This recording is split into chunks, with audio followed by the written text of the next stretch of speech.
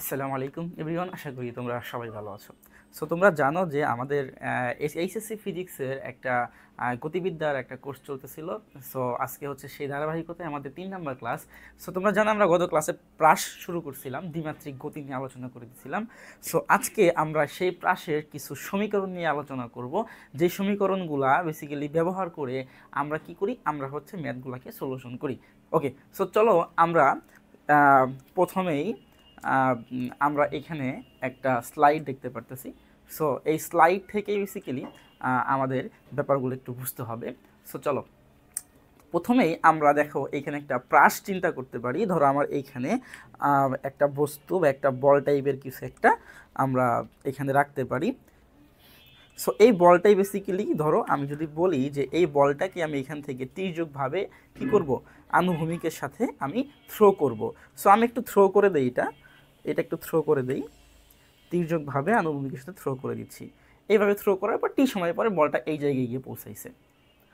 ওকে, so তাহলে এখানে ঘটনা কি হয়েছে আমরা যদি প্রথম থেকে একটু চিন্তা করি এটার ঘটনাগুলো কি, তাহলে কিন্তু ইজিলি বুঝতে পারবো আমরা। সো ধরো আমার এইখানে যেই আনুভূমিকের সাথে আমি কি করছি, আমি হচ্ছে থিটা নট একটা কোণ, যেই কোণে তাকে আমি থ্রো করছি, এবং যেই বেগে থ্রো করা হয়েছে সেই বেগকে আমরা ভি নট কিন্তু চিন্তা করতে পারি। ঠিক আছে, সেই বেগকে আমরা কি চিন্তা করতে পারি, ভি নট চিন্তা করতে পারি। সো এখন টি সময় পর ঠিক এই পয়েন্ট থেকে এই পয়েন্টে ধরো তার সময় লাগছে টি। সো এই টি সময় পরেই কিন্তু এই বস্তুটা এই অবস্থানে চলে আসছে। এখন এই বস্তুটা যখন এই অবস্থানে চলে আসে, সো এই বস্তুটার তোমার এইখানে কি কি ঘটনা ঘটে এইটা এখন আমরা একটু দেখব। সো এইখানে কী ঘটনা ঘটে, এইখানে হচ্ছে এই বস্তুটা দেখো সে কিন্তু এই দিকেই কিন্তু মুভ করবে, তার ডিরেকশন কিন্তু এই দিকেই। ঠিক আছে, এইভাবে সে পড়তে থাকবে। কিন্তু এখানে কিন্তু তোমার এই যে একটা তুমি বেগ দেখতেছো বা বেগের দিক দেখতেছো, এই দিকটাকে আমরা কিন্তু দুইটা উপাংশে ভাগ করতে পারি। যেরকমভাবে এই বেগের সাপেক্ষে এই বেগটাকে আমরা কি করছিলাম, আমরা দুইটা উপাংশে ভাগ করছিলাম, একটা হচ্ছে এই আনুভূমিক উপাংশ আর একটা হচ্ছে এই উলম্ব উপাংশ। সো সেমভাবে আমরা কি করতে পারি, এই যে এই বেগটা দেখতেছো এটাও কি কিন্তু আমরা কি করতে পারি, দুই ভাগে ভাগ করতে পারি। কিভাবে দুই ভাগে ভাগ করতে পারি, এইটা হচ্ছে তার এক্স এরকম একটা আনুভূমিক উপাংশ হবে, আর আরেকটা কি হবে, সেমভাবে এখানে একটা উলম্ব উপাংশ কিন্তু পাওয়া যাবে। ঠিক আছে, তাহলে এইটা যে থিটা নট কোণ হয় আনুভূমিকের সাথে, তাহলে এই বস্তুটা যখন এই সামনের দিকে আগাবে তখন এই এক্স অ্যাক্সিসের সাথে তার আরেকটা কিন্তু কোণ পাওয়া যাবে, যেটাকে আমরা বলতে পারি হচ্ছে এটাকে আমরা আলফা বলতেছি আর কি। আমরা এই কোণটাকে কি বলতেছি, আলফা বলতেছি। ঠিক আছে, তাহলে এটা হচ্ছে আলফা কোণ এবং এক্স অক্ষ বরাবর, এক্স অক্ষের সাথে আনুভূমিকের সাথে আলফা কোণ। ঠিক আছে, আর এটা তো কি ওয়াই অক্ষ বরাবর এখানে কাজ করছে। সো এখন এই সিনারিও থেকে আমরা কিন্তু তোমার প্রাসের কিছু ইকুয়েশন বা কিছু সমীকরণ আমরা কিন্তু ক্যালকুলেশন করতে পারি। ঠিক আছে, সো যেই সমীকরণগুলো আমাদের ম্যাথ করতে গিয়ে কিন্তু মাস্ট বি লাগবে। সো এইখানে আরেকটা জিনিস ইম্পর্টেন্ট, এখানে কিন্তু জি বা অভিকর্ষ ত্বরণ এটাই কিন্তু তোমার নিচের দিকে কাজ করে। জিটা কাজ করতেছে নিচের দিকে, কার সাপেক্ষে কাজ করতেছে, এটা হচ্ছে ওয়াই অক্ষের এই দিকের সাথে। ঠিক আছে, এক্স অক্ষের সাথে আমরা চিন্তা করব, যখন ক্যালকুলেশন করব তখন দেখাবো। আর কি কি থাকে এখানে দেখো, তুমি যদি এই বস্তুটার অবস্থান নির্ণয় করতে যাও তাহলে এই বস্তুর অবস্থান হবে কোথায়, ঠিক ওয়াই অক্ষের সাথে এই বরাবর, এটাকে একটু পাশে দিয়ে দেই, আর এক্স অক্ষ এখান থেকে ঠিক হচ্ছে এই বরাবর। তুমি যদি এক্স অক্ষ বরাবর এই পর্যন্ত যাও আর ওই অক্ষ বরাবর এই পর্যন্ত, দ্যাট মিন্স এই পর্যন্ত যাও, তাহলে এই পয়েন্টে কি পাবা, তুমি কিন্তু বস্তুকে পাবা। ঠিক আছে, সো এইটা হলো মোটামুটি আমাদের টি সময় পরে এই ঘটনাগুলো কিন্তু ঘটে একটা প্রাসের ক্ষেত্রে। সো চলো এখন আমরা হচ্ছে কই যাব, আমরা হচ্ছে এই প্রাসের কিছু ইকুয়েশন সলিউশন করব। সো ইকুয়েশন সলিউশন করতে গিয়ে আমাদের কিন্তু তোমার এই যে এইটা কি, এটা কিন্তু দ্বিমাত্রিক, আমরা আগেই পড়ছিলাম এটা কিন্তু 2 ডাইমেনশনাল একটা গতি। সো আমরা দ্বিমাত্রিক গতি দিয়ে এটা আসলে এই সূত্রগুলো বের করবো একমাত্রিক গতি দিয়ে। আমরা যে একমাত্রিক গতি সূত্রগুলো জানি সেইগুলো দিয়েই কিন্তু আমরা কি করব, এই ক্যালকুলেশনগুলো সলিউশন করব। তাহলে এই যে এই তুমি বেগটা দেখতেছো, একটা বেগ, যেই বেগে আমি থ্রো করছিলাম এই বেগটাকে যদি আমরা একমাত্রিকে নিয়ে আসি তাহলে দুইটা গতি পাওয়া যায়।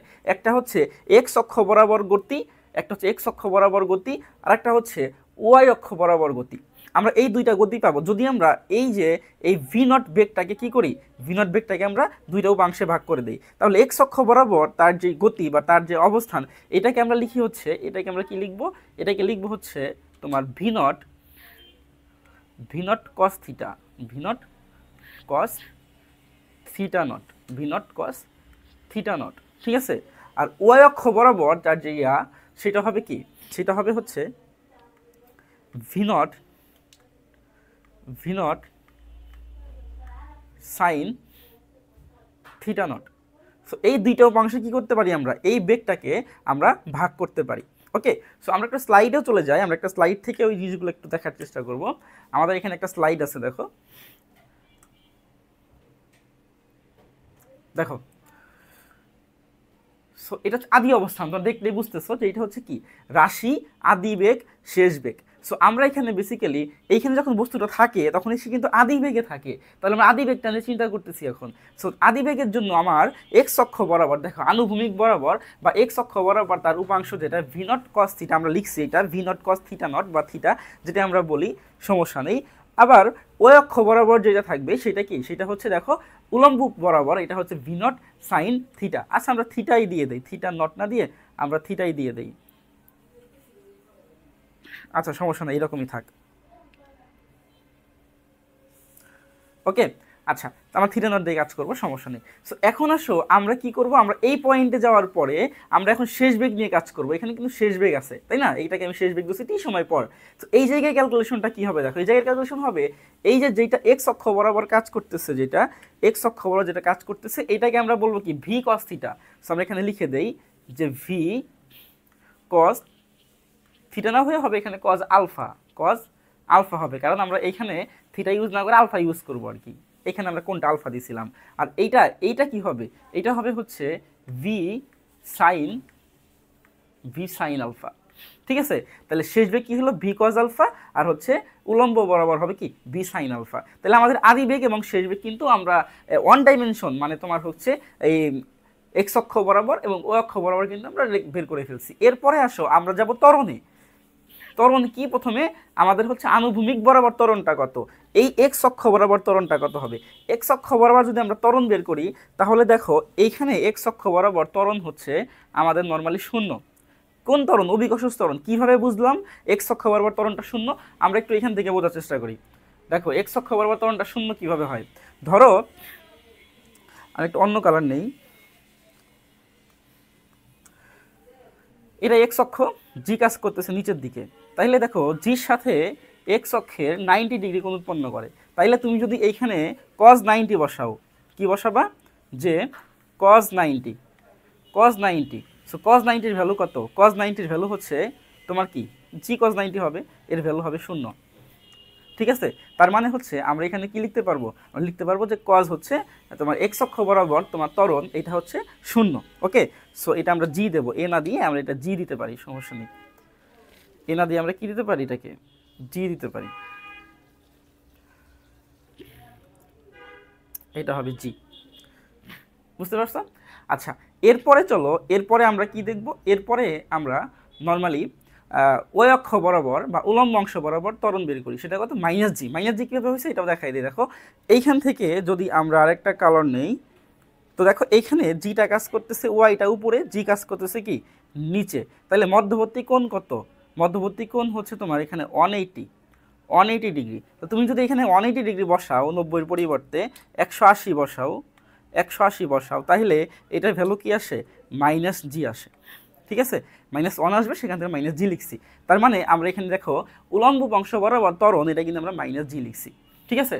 সো আই থিঙ্ক তোমাদের এই জিনিসটা ক্লিয়ার। সো এখন আসো আমরা চলে যাবো স্মরণে। স্মরণ কি, এই অবস্থা, এইটার অবস্থানটা কোথায় আসলে, এক্স অক্ষ থেকে এক্স অক্ষ বরাবর এক্স পরিমাণ তোমাকে যেতে হবে এবং ওয়াই অক্ষ বরাবর তোমাকে কি করতে হবে, যে ওয়াই পরিমাণ যেতে হবে। তাইলে আমরা আনুভূমিক বরাবর যাব এক্স পরিমাণ, আর উলম্ব বরাবর যাব হচ্ছে ওয়াই পরিমাণ। তাহলে কি পাবো, তাহলেই কিন্তু আমরা নর্মালি এই বস্তুটাকে পেয়ে যাব, ঠিক আছে। সো এই হলো মোটামুটি আমাদের এই প্রাসের যেই গতি, এই গতিকে আমরা অন ডাইমেনশনে কিন্তু ভাগ করে এইভাবে ইকুয়েশনগুলোকে নিয়ে আসতে পারি। ওকে, আই থিঙ্ক ক্লিয়ার। সো এখন আমরা চলে যাব হচ্ছে মেন জায়গায়। মেন জায়গাটা কি, মেন জায়গাটা হচ্ছে আমরা এই যে সূত্রগুলো এখানে পাইলাম, এই সূত্রগুলো দিয়ে আমরা এখন প্রাসের তোমার দ্বিমাত্রিক যেই গতি, সেই দ্বিমাত্রিক গতির সমীকরণগুলোকে বের করব। সো চলো আমরা তাহলে এই যা শিখলাম এই সব কিছুকে আমরা সরায় ফেলাই, আমাদের এগুলো লাগবে না। সো আমাদের এখন কাজ কি, আমাদের কাজ হচ্ছে এই জায়গা থেকে আমরা এই জায়গা থেকে আমরা পার্শ্বের এইটার দ্বিমাত্রিক যে গতিগুলো আছে পার্শ্বের সেগুলো আমরা এখান থেকে বের করি। ঠিক আছে, সো চলো প্রথমে আসো। প্রথমেই আমরা দেখতেছি যে আনুভূমিক বরাবর আমার আদিবেগ ছিল ভি নট কস থিটা। আনুভূমিক বরাবর আদিবেগ ছিল আমার কি ভি নট কস থিটা। তাইলে আমি এইখানে আনুভূমিক বরাবর আমি কোন সূত্রতে প্রয়োগ করব? V cos to u plus a t, এই সূত্রে আমরা প্রয়োগ করব। ঠিক আছে, তাইলে ভির পরিবর্তে এখানে ভির পরিবর্তে আমরা কি লিখব? ভির পরিবর্তে ভিটা কি শেষ বেগ। সো এটা আমরা যদি শেষ বেগটা বের করি, দেখো কি হবে, আনুভূমিক বরাবর শেষ বেগ কত হবে? V cos alpha. তাহলে আমরা এখানে লিখব হচ্ছে এর পরিবর্তে লিখব হচ্ছে ভি কস আলফা সমান সমান কত? ভি কস আলফা সমান সমান হচ্ছে, আর কি আছে? আর আছে ইউ। ইউ কোনটা? ইউ হচ্ছে তোমার আদিবেগ আনুভূমিক বরাবর, সেটা হচ্ছে ভি নট কস থিটা। তাহলে আমরা এখানে লিখব হচ্ছে ভি নট কস থিটা। ঠিক আছে, এ ত্বরণ, ত্বরণ কত? আণবিক ভর ত্বরণ কত? ত্বরণ হচ্ছে শূন্য। তার মানে যদি এইটা শূন্য হয়ে যায় তাহলে পুরাটাই কি তোমার এ এবং টি, এই পুরাটাই কিন্তু শূন্য হয়ে যায়। ঠিক আছে, তার মানে আমরা সমীকরণ পাচ্ছি এইটা। এটা হচ্ছে আনুভূমিক বরাবর আমাদের সমীকরণ গেল এটা। এরপরে আসো আমরা উলম্ব বরাবর যে সমীকরণটা আছে এটা আমরা কি করব? এটা আমরা বের করব। তো এখান থেকে আমরা দেখি উলম্ব বরাবর, এই যে উলম্ব বরাবর আমার আদিবেগ কত? V naught sine theta. So তাহলে ভি নট সাইন থিটা এখানে হবে। আদিবেগ হচ্ছে, আদিবেগ না শেষ বেগ, এটা শেষ বেগ, এই যে ভি সাইন থিটা। তাহলে এটা হবে হচ্ছে ভি সাইন আলফা, থিটা হয়ে আলফা হবে আর কি। ওকে, তারপরে আসো এই উলম্ব বরাবর আমার কি আছে? ইউ আদিবেগ কত? এটা আদিবেগটা হচ্ছে এই যে এটা ভি কস থিটা, ভি কস থিটা। তারপর কি আছে? তারপরে আছে প্লাস। তাহলে প্লাসের পরিবর্তে আমরা এখানে মাইনাস আসবে। কেন আসবে আমি একটু বলতেছি, দেখো এর পরিবর্তে জি, দেখো এই যে ত্বরণ, ত্বরণ হচ্ছে মাইনাস জি। তাহলে এর পরিবর্তে কি বসবে? এখানে বসবে মাইনাস জি, আর টি যা আছে তাই থাকবে। ঠিক আছে, তাহলে আমাদের এই উলম্ব বরাবর যে সময় মানে তোমার সমীকরণ সেটা হচ্ছে v sine alpha equals to v cos alpha, তারপর কি হবে তোমার মাইনাস জিটি। ওকে, সো এটা উলম্ব বরাবর, এটা ভি নট হবে, এখানে ভি নট দিয়ে দিবা, ভি নট হবে, সরি এখানে ভি নটটা ঠিক আছে, এইখানে হবে ভি নট, সরি।